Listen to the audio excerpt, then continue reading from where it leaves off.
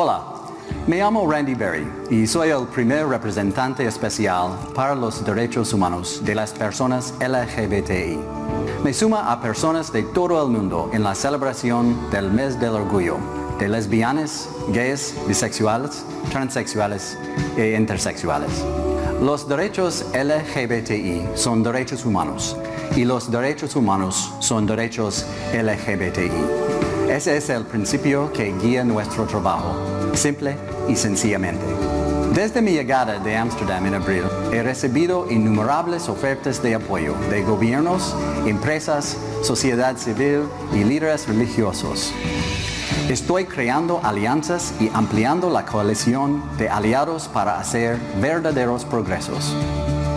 En junio, viajaré a más de 15 países en América Latina y Europa. Y para finales de año, habré visitado todas las regiones del mundo para difundir el mensaje de que Estados Unidos está comprometido a promover los derechos humanos de todas las personas, en todas partes, incluyendo a las personas LGBTI. Como ha dicho el secretario Kerry, es hora de reafirmar la dignidad de todas las personas, no importa quién seas y no importa a quién ames. Estoy dedicado a esta causa. Espero con interés escuchar sus ideas sobre cómo podemos avanzar en este tema de derechos humanos. Les deseo un feliz mes del orgullo LGBTI.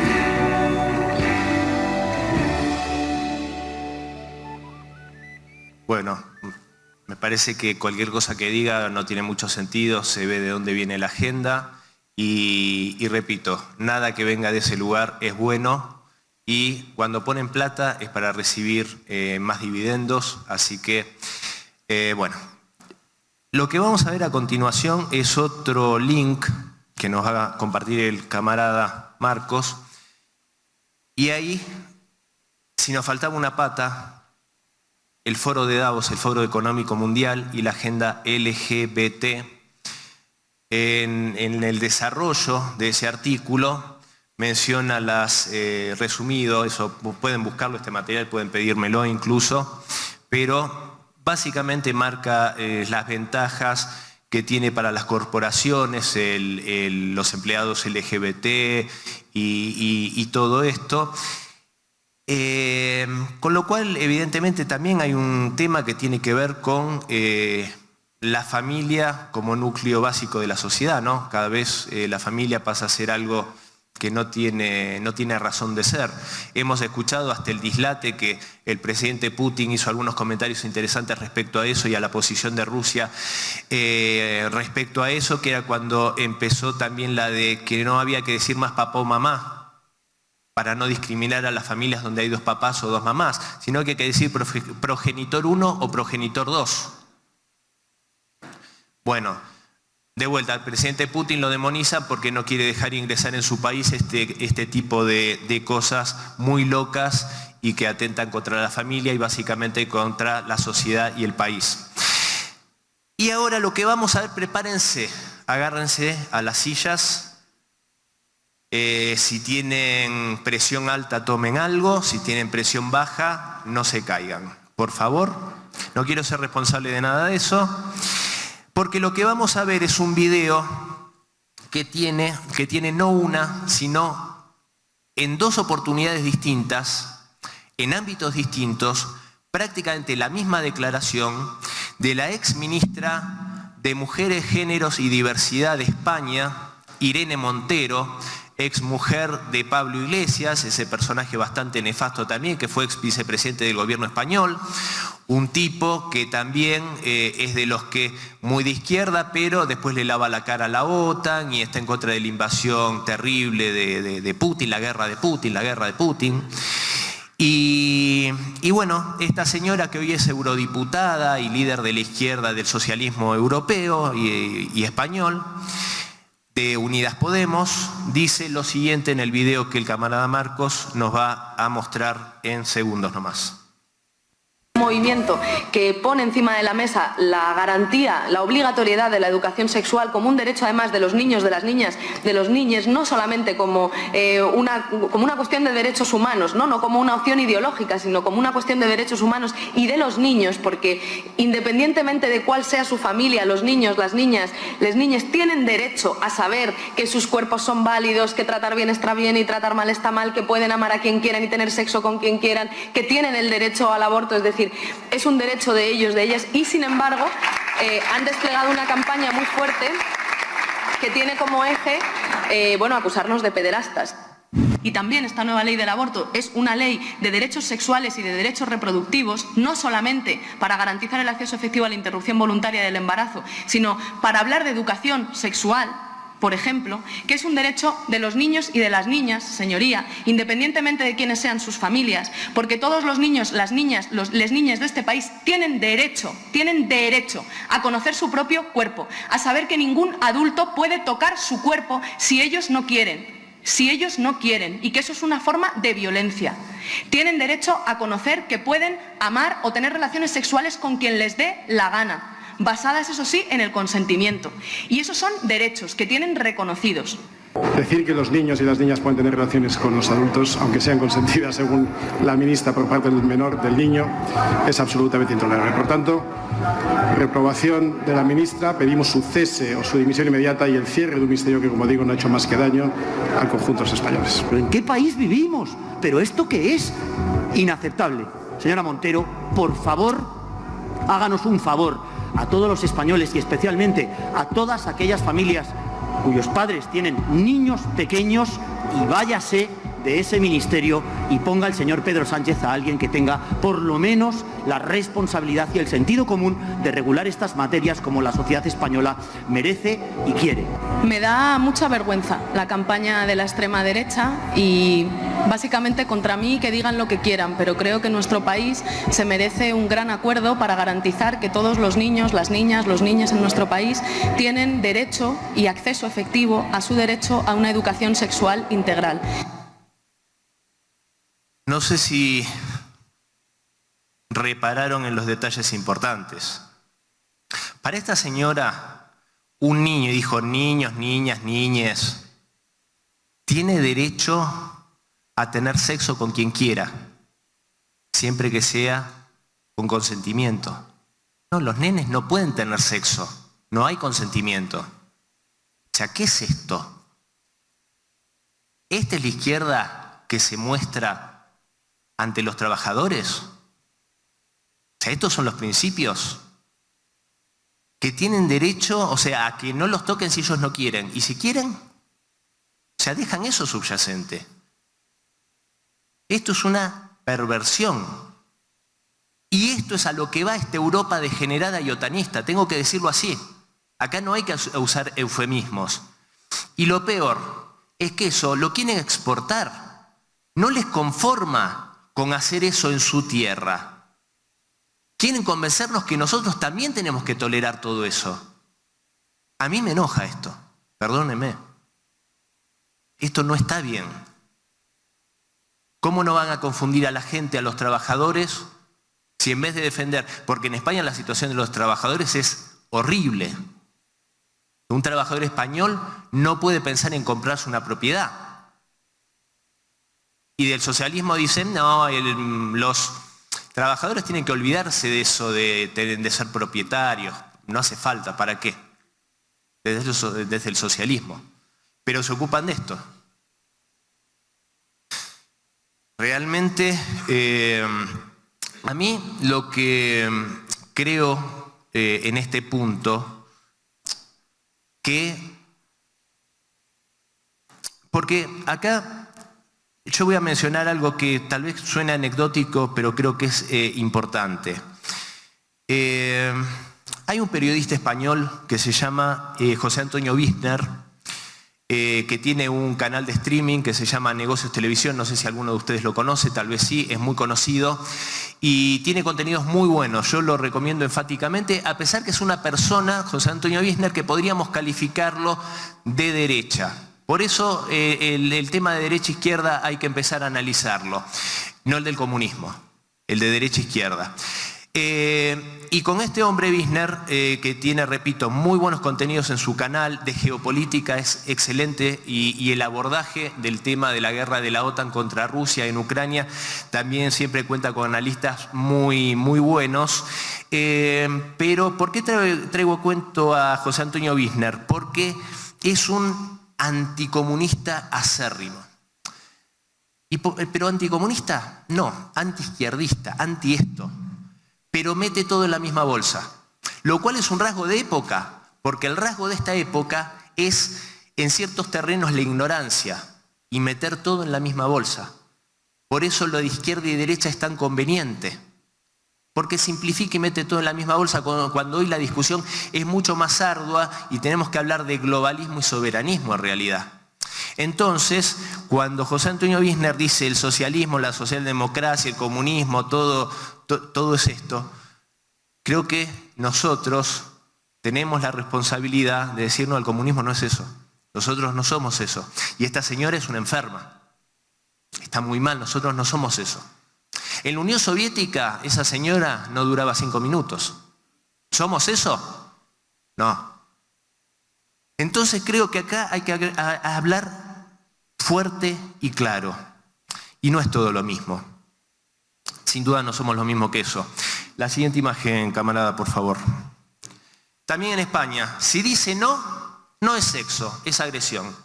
Y si dice sí, tan perversos son estos tipos que dan esos mensajes subliminales con la cara de un niño. La siguiente, Marcos, así lo vemos más de frente.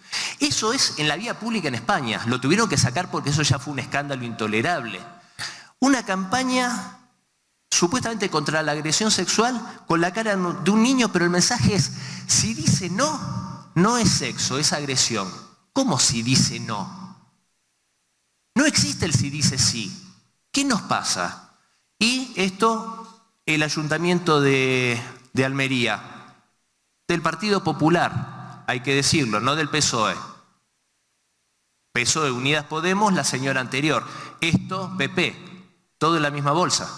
O sea, ahí sí todo en la misma bolsa. El mismo mensaje perverso y pedófilo. Ay, Dios. La siguiente, por favor.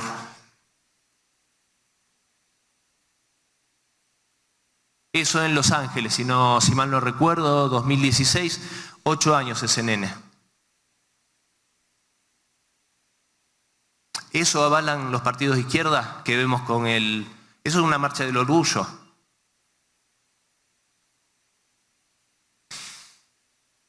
A ver, vamos a la siguiente, por favor.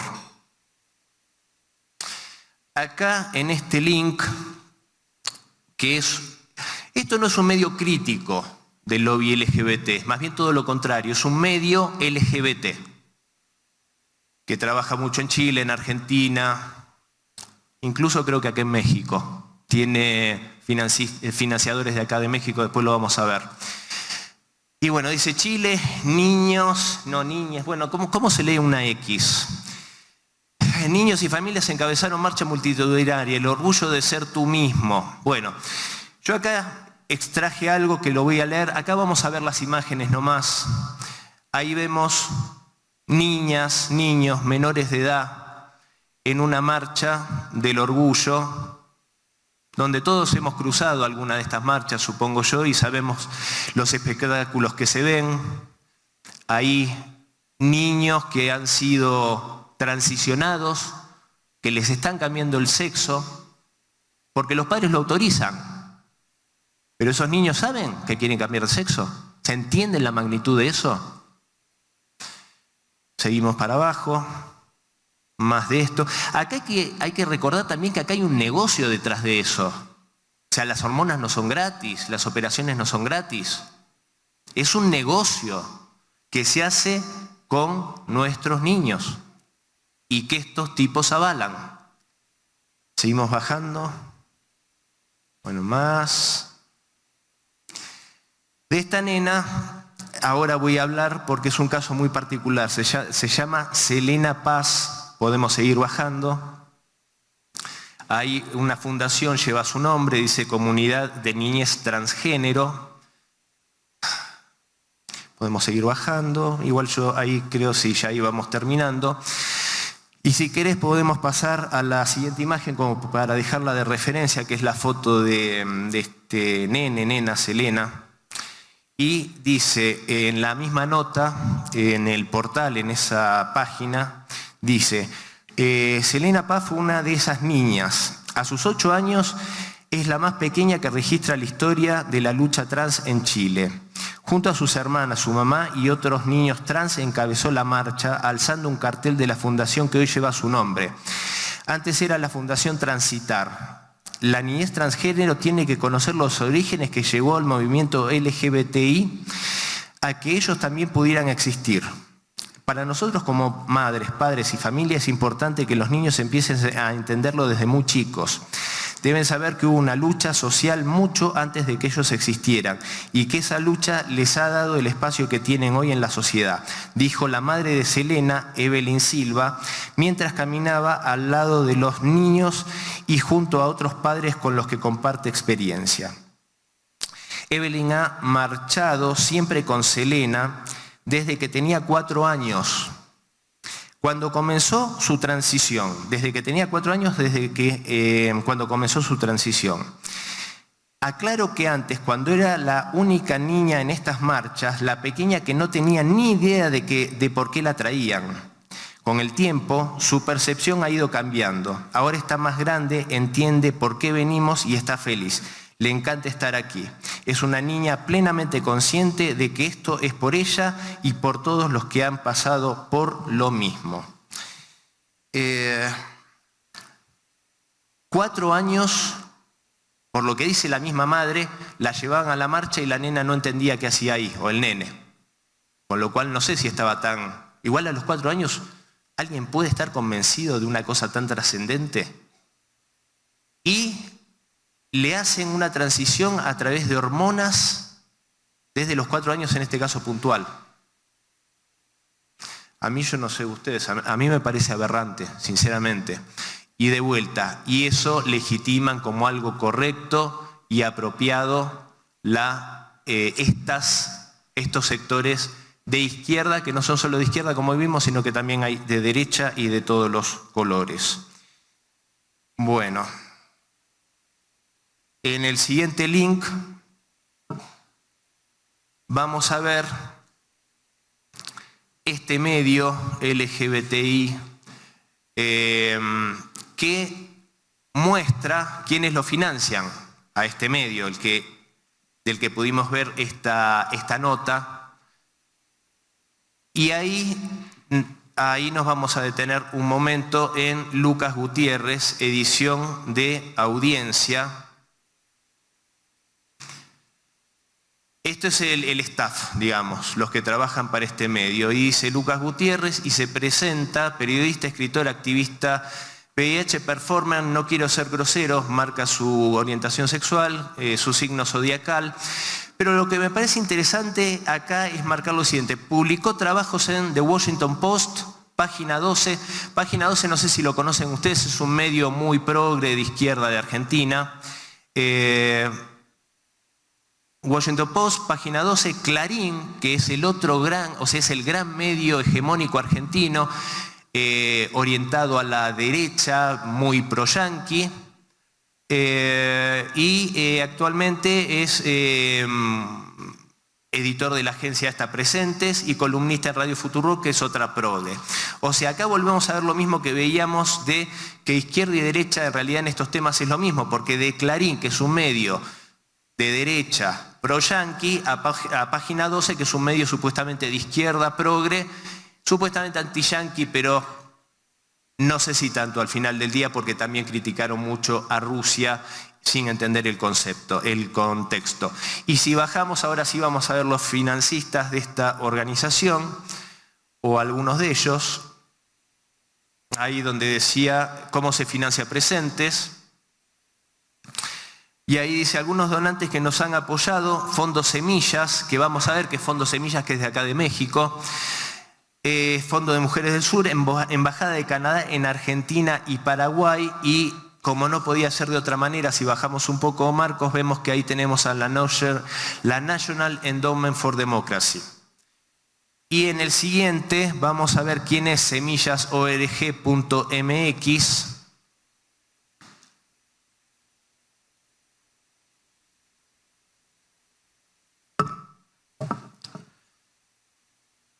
Esta ONG Semillas, Fondo Semillas.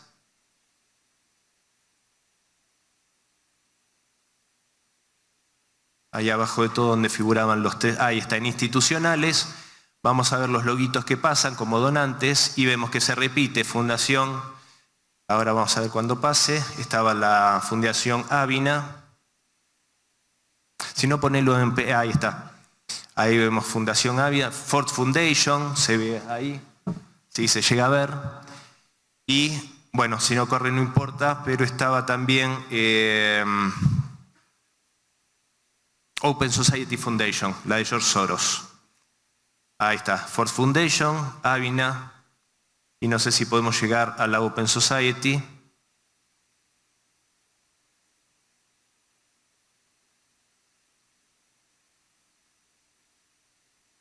Open Society Foundation. Nunca falta el amigo George.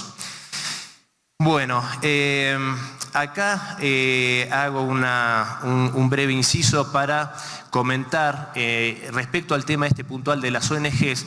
En mi país, en Argentina, hay una ONG que se llama RAP, Red de Acción Política. Esta Red de Acción Política, como en todos los casos, habla de fomentar la buena gobernanza, la democracia, bueno, todos esos enunciados tan lindos que siempre utilizan. Pero lo importante de esa ONG es que financia políticos, puntualmente políticos de carne y hueso, ya no organizaciones. La Red de Acción Política de la República Argentina, ONG, que maneja millones de dólares al año, financia lo que se llaman los políticos RAP. Un político RAP es un político que no importa su partido político al que pertenezca, pero supuestamente es apadrinado por esta ONG porque adhiere a los principios de buena gobernanza y bla, bla, bla, y todos estos principios lindos que declaman. Lo interesante es que hay políticos RAP de todos los colores. Hay desde el Partido Socialista hasta el Partido Justicialista, del kirchnerismo, de Macri, de la derecha, o sea, todo, de todo pelaje, de todo color, hay políticos RAP. Incluso un dirigente que le llamamos dirigente villero en Argentina, que sería de los barrios más populares que hay en la Argentina. O sea, un dirigente villero financiado por la RAP. ¿Cómo lo financian? Los mandan a lujosos viajes para hacer algún congreso en una universidad, curiosamente siempre de Europa, de Estados Unidos o Canadá, donde son obviamente adoctrinados y también reciben prebendas. Bueno, a eso se dedican estas ONGs, que también cuando vamos y buceamos en quienes la financian, siempre como matrioshkas termina apareciendo la ADNET, la Open Society, el Foreign Office, etc. Y son los que terminan legislando en nuestros países. ¿A la medida de quién? A la medida de las corporaciones que les pagan. Porque en esa ONG, por ejemplo, también tienen muchos benefactores que son, por ejemplo, Cargill, Monsanto, Louis Dreyfus Commodities. Nombro todas empresas del sector agropecuario, que es muy fuerte en mi país, en Argentina, y curiosamente en la provincia de Santa Fe, que es donde están los principales puertos exportadores de cereales, donde también se saca droga por el río Paraná, todos los políticos, gobernadores, no importa el partido, todos de la provincia de Santa Fe, todos son curiosamente políticos RAP. Las casualidades en este aspecto yo creo que no existen. Y sabemos cómo históricamente los Estados Unidos se han valido de muchos de estos mecanismos para hacer justamente la guerra en todos los ámbitos, en su momento a la Unión Soviética, ahora a Rusia, como fue en su momento el Congress for Cultural Freedom, que fue un órgano cultural que funcionó hasta 1966, desde 1950, funcionaba en 35 países y lo que hizo fue ni más ni menos que tratar de hacer esa vanguardia cultural de esos años, del 50 al 66, para hacer la contracara de lo que era en ese momento la Unión Soviética como vanguardia cultural en el mundo y destronarla, entre comillas, y hacer ver, instalar que la Unión Soviética, el arte y la cultura de la Unión Soviética era algo de retrasado, antiguo, y instalaron todo el arte abstracto y todas esas corrientes con Pollock, etc. Pero bueno, no nos vayamos por las ramas. Ahora, yo para compartir con ustedes le pedí a un par de queridos amigos, también colegas respetados, gente que aprecio mucho, un colega y amigo italiano, pero con corazón mexicano, que vive aquí, en este momento no está por temas de salud, está en Italia, que se llama Alessandro Pagani, que es historiador, analista político, doctor en teoría crítica en el Instituto de Estudios Críticos de México, autor de los libros Desde la estrategia de la atención a la Operación Cóndor, el papel del neofascismo italiano en la geopolítica imperialista estadounidense, y otro libro muy interesante, Descifrando la cuestión ucraniana. También colabora con Sputnik, como yo, con Hispan TV y con Contralínea y Global Research. Vamos a escuchar qué tiene que decir mi amigo y colega Alessandro Pagani sobre estas izquierdas iberoamericanas. Lamentablemente, aún es fuerte el desarme ideológico que ha representado la caída de la URSS como vanguardia y lucha en todo el mundo. Este desarme de una teoría de praxis no es debida únicamente por un derrumbe de la Unión Soviética, por supuesto, sino de décadas de reformismo que, pero en el 20º Congreso del PQS, tiene su fecha de comienzo. Esto ha pasado por las desarticulaciones de los movimientos políticos desarmados de una filosofía de la praxis basada sobre el concepto de lucha popular, política, estrategia revolucionaria y lucha revolucionaria. Un ejemplo es los del Partido Comunista Italiano, que con Togliatti hasta Berlinguer se conformó en un neocorporativismo fascista conformado por sindicatos, partidos industriales y agrarios, hacia una revolución pasiva basada sobre un neofordismo y americanismo, de acuerdo con Gramsci, cuando había analizado anteriormente la crisis orgánica sobre el mito occidental renacentista de la modernidad. Finalmente, el proyecto impulsado por el Partido Nacional Fascista de Mussolini no se había concretizado debido a la lucha partisana antifascista en Italia, pues se necesitaba de un partido nuevo, según como lo definió el mismo Togliatti, para que ese proyecto, el proyecto de los industriales del norte de Italia, de los agrarios del sur, pudiese realizarse. El compromiso histórico entre el Partido Comunista y la democracia cristiana, la coexistencia pacífica entre bloques, entre OTAN y Pacto de Varsovia, hasta el eurocomunismo, son solo unos aspectos de lo que ha representado la debacle de la izquierda en Italia y en Europa, puesto que esta táctica se ha vuelto estrategia en esas décadas y será retomada también en el continente americano por medio de un así mal llamado marxismo crítico, que hoy representa la quinta esencia del proyecto imperial, de quinta columna dentro de los movimientos populares en el occidente colectivo. Véase a respetos no pocos intelectuales o así mal llamados filósofos como Michel Foucault o Marcuse, entre muchos otros, notos agentes de la CIA que fueron utilizados por desarmar ideológicamente la nueva izquierda, la guerra que se conoce a través de no pocos documentos desclasificados y fuentes secundarias de historiadores, filósofos y políticos, pero aún necesita de un profundo trabajo de investigación para comprender las fallas que ha permitido al concretizarse de esta estrategia imperial. Como diría Antonio Gramsci, concluyo, hoy más que nunca no es importante analizar únicamente la fuerza de nuestro enemigo, sino nuestras debilidades o fallas. Muchas gracias. Bueno, me parece que no hay que agregar mucho, muchas gracias. No hay que agregar mucho a lo que dijo Alessandro, me parece que fue más que claro y me parece que es más que contundente en un par de conceptos nomás que me gustaría poner ahí como un resaltador. Cómo básicamente hay que en la construcción de un mundo más justo y de nuestras patrias socialistas, que es un trabajo arduo, lo vimos lo arduo que fue la construcción de la Unión Soviética, como siempre tiene que ser un trabajo permanente, creo yo, el estar alerta ante la traición. Eso es fundamental, creo yo. Alessandro nombra el 20 Congreso, sabemos lo que fue eso, el 20º Congreso del PQS, donde divulgó el famoso informe secreto Khrushchev, y eso fue, yo creo, un poco en ese momento se sella la suerte de la Unión Soviética ante esa traición contra el camarada Josip Vissarionovich, contra la memoria del camarada Josip Vissarionovich Stalin.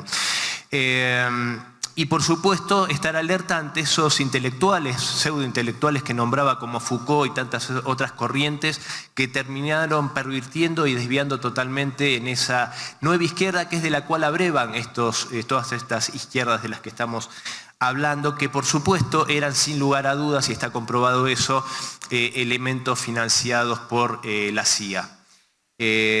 Así que bueno, respecto al amigo Alessandro, agradecerle por supuesto. Y ahora vamos a escuchar a otro querido amigo, en este caso compatriota argentino, Germán Kohl, que es ex dirigente político, militante y analista de la política nacional y experto en parlamentarismo, y nos va a hablar también del tema de las izquierdas a través de su visión.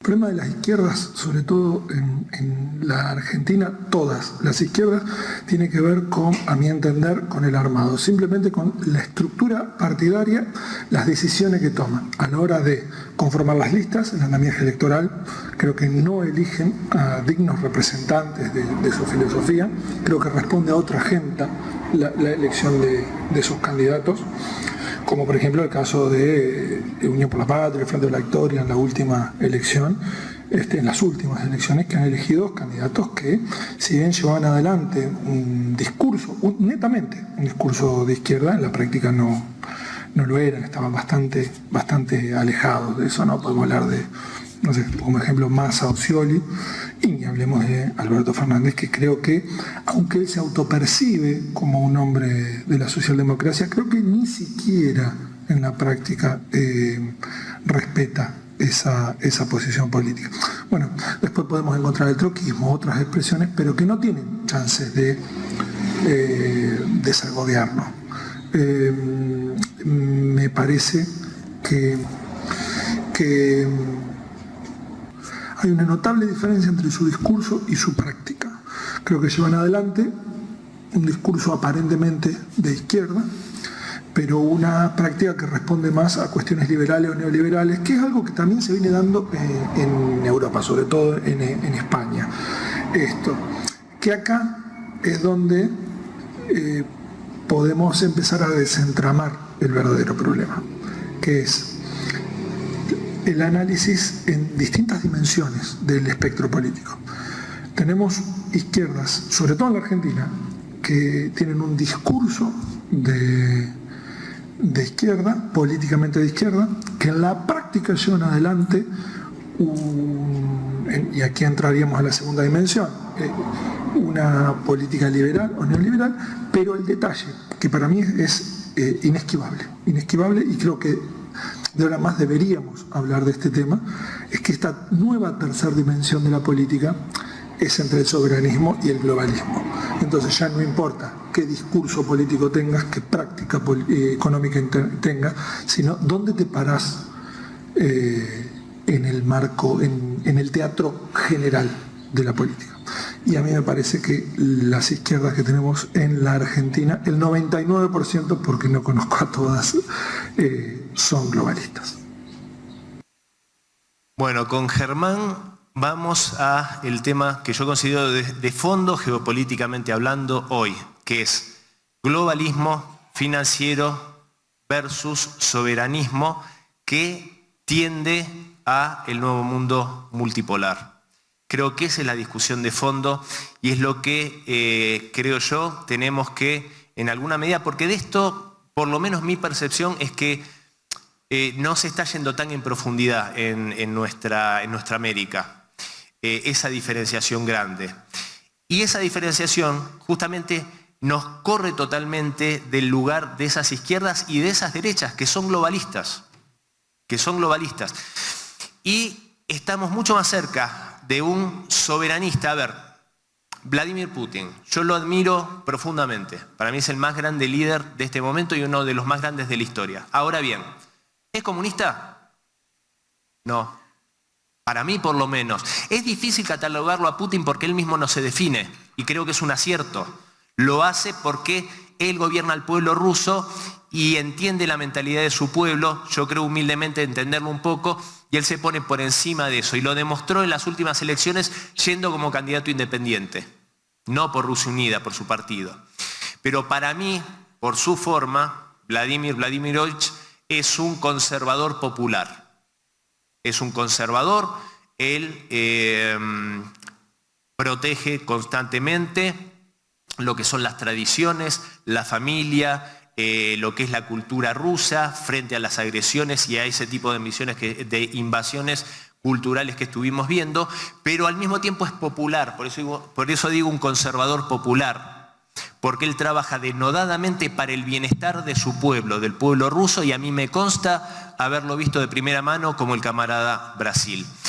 Entonces, yo como un comunista orgulloso y convencido, ¿de quién me tengo que sentir más cerca? ¿Del socialista Pedro Sánchez o del conservador popular Putin? Sin duda de Putin. Sin duda, ahí es cuando empezamos a ver cómo tenemos que nosotros echar luz sobre eso que confunden y hacen que también muchos jóvenes idealistas, militantes, se vuelvan a esa izquierda porque simplemente se llama izquierda. ¿Se entiende?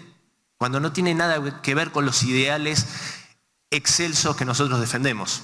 Entonces creo que la verdadera discusión es esa y es una discusión interesante para dar incluso en el terreno geopolítico y cómo muchas veces el imperialismo, el globalismo financiero, a líderes soberanistas que no hacen ni más ni menos que defender la soberanía nacional de sus países y los derechos y la soberanía popular de sus pueblos, para descalificarlos los tildan de ultraderecha. Y curiosamente son los que son votados una y otra vez por sus pueblos. Y los que pierden estrepitosamente son esas izquierdas que supuestamente deberían defender a sus pueblos y tener el favor popular. Un ejemplo de esto, por ejemplo, es Víctor Orbán. El pueblo húngaro lo vota y lo vota y lo vota. Y lo tildan de ultraderecha. Yo no sé si es ultraderecha o no es ultraderecha. Lo que sí sé que se opone al globalismo financiero que pretende que el mundo termine siendo gobernado por una camarilla de corporaciones y al frente de los países ponen ni más ni menos que a sus gerenciadores, como Rishi Sunak en el Reino Unido, el ex primer ministro que venía de los fondos de inversión. Y que fíjense ahora muchos zurditos vernáculos en nuestra América estaban festejando porque el laborismo había ganado en el Reino Unido. A mí qué me importa que gane el laborismo en el Reino Unido, si a la postre, en lo real, sigue la misma política conservadora porque sigue la misma política guerrerista de Rishi Sunak que nos puede llevar a una guerra mundial con el hostigamiento de la OTAN contra Rusia. Entonces esa es la discusión de fondo. O Macron, que se pinta de centro izquierda y viene de la banca Rothschild, y su pertenencia y su compromiso es con la banca Rothschild y con el globalismo financiero. Entonces esa es una discusión y una visión que tenemos que dar en profundidad y no dejarnos distraernos, no dejar que nos distraigan con esas discusiones tontas. Y el siguiente video nos muestra a cabalidad cómo a ver qué es izquierda y qué intereses defiende y qué es en realidad. Y lo vamos a ver con un representante latinoamericano de esa izquierda.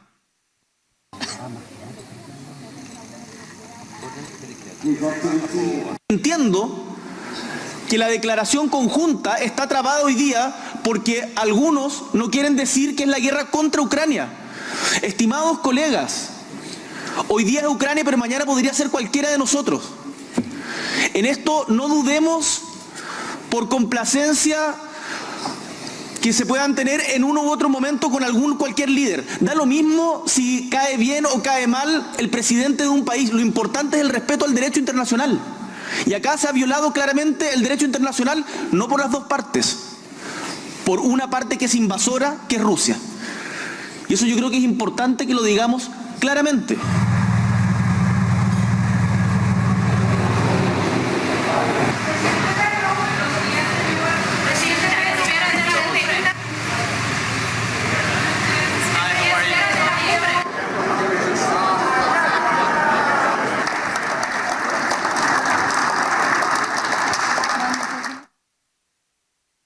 Bueno, más claro, en los temas importantes de la geopolítica, juegan para Washington, le marcan la agenda y van para ahí.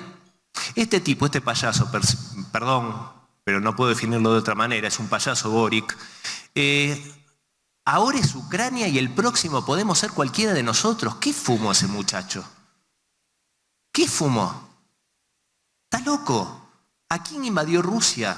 Históricamente, porque la operación, como dije, y no me voy a cansar de repetirlo, la operación militar especial fue para evitar un genocidio, o sea, no solo que continuase el genocidio que ya venía de 2014, sino que el 16, acá permítanme un segundo una digresión, el 16 de febrero de 2022 se da un incremento exponencial del fuego de artillería de las fuerzas de Kiev contra el Donbass, contra la población civil, pero fue exponencial.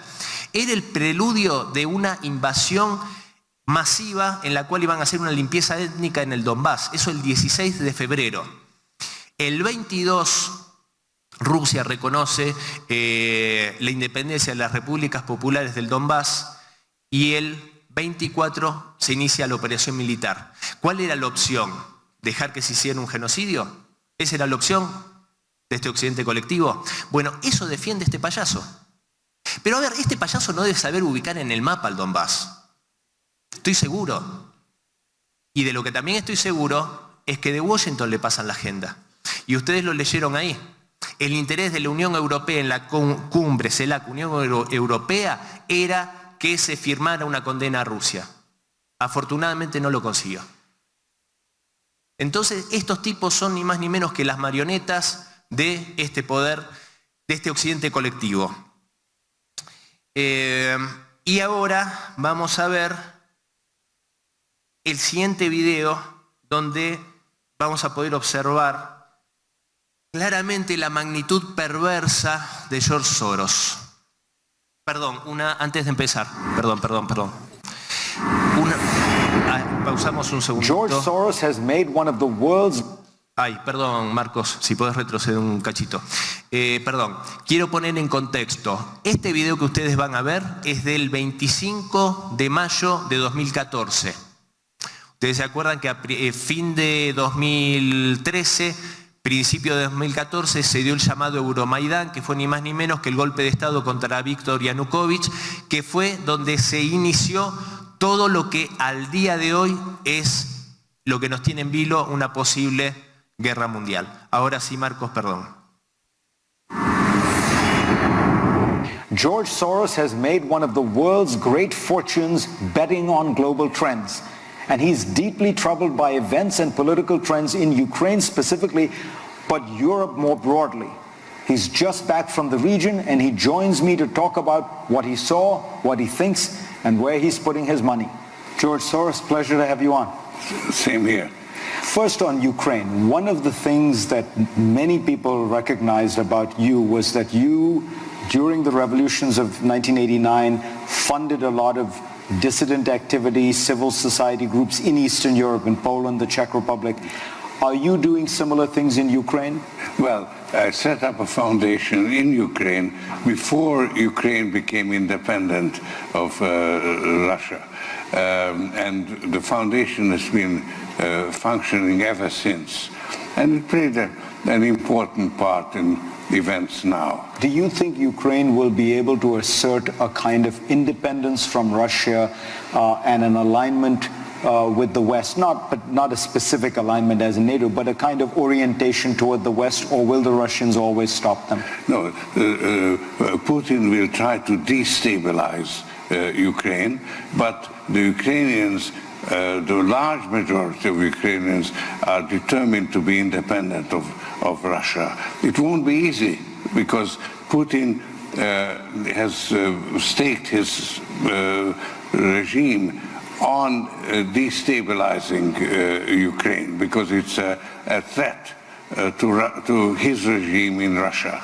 If you have freedom, free media and so on, and a flourishing economy, that would make his regime unsustainable. He accuses the Ukrainians of being anti-Semitic, of their being full of anti-Semitic fascists.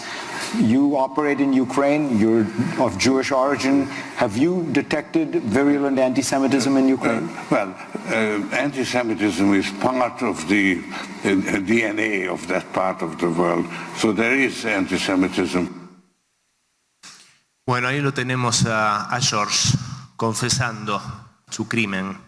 ¿Por qué digo confesando su crimen? Porque de lo que él se enorgullece en ese video, que dice, sí, mi organización tiene mucho que ver con los eventos actuales, lo dice con orgullo. Los eventos actuales eran ese golpe de Estado del que les hablé, que costó muchas vidas.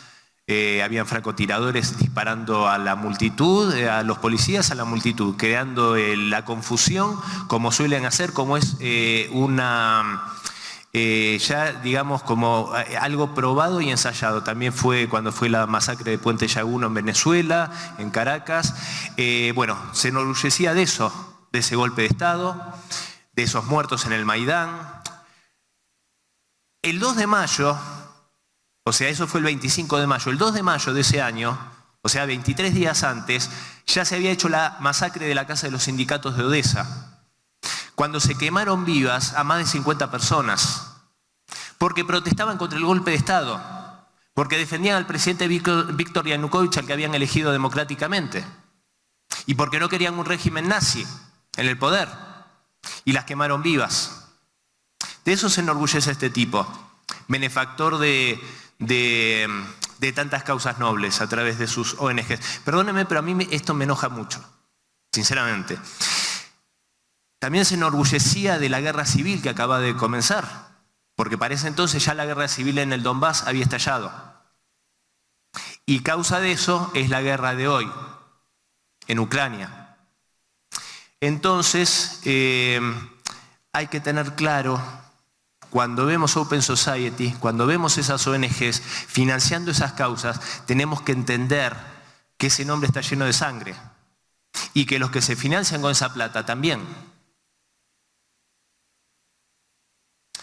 También dice varias mentiras como que Ucrania se independizó de Rusia, y eso nunca sucedió. La Unión Soviética se disolvió y, de hecho, Yeltsin, el presidente de Ucrania, y el presidente de Bielorrusia en la época... los presidentes Yeltsin de la República Socialista Federativa Soviética de Rusia, el presidente de la República Socialista Soviética de Ucrania, el presidente de la República Socialista Soviética de Bielorrusia, firmaron en un bosque en Bielorrusia un acuerdo por el cual se separaban de la Unión Soviética. O sea que nunca hubo esa relación de dominación de Rusia por sobre otras repúblicas. Pero eso podría ser anecdótico. Es gracioso, entre comillas, que este hombre en ese momento estuviese hablando de la desestabilización que iba a hacer o que quería hacer Putin, cuando él estaba desestabilizando al gobierno de Víctor Yanukovych. Y cuando a Víctor Yanukovych le roban la elección en 2004-2005, con una revolución de colores e imponen prácticamente con una tercera vuelta electoral, algo nunca visto, a Víctor Yushchenko, Putin no hizo ninguna desestabilización que yo sepa. Cumplió su mandato y en la siguiente elección ya era indisimulable un fraude, así que tuvieron que admitir que Víctor Yanukovych asumiese la presidencia, pero bueno, por supuesto que no iba a concluirla por mandato de la Unión Europea, de Washington y de sus socios. Así que bueno, ya para ir cerrando con la parte de esta segunda parte, que es la de las izquierdas, y la siguiente que sería ¿qué hacemos? ¿Cuál podría ser nuestro futuro? No me quiero ir antes sin decir algo interesante respecto a estas ONGs.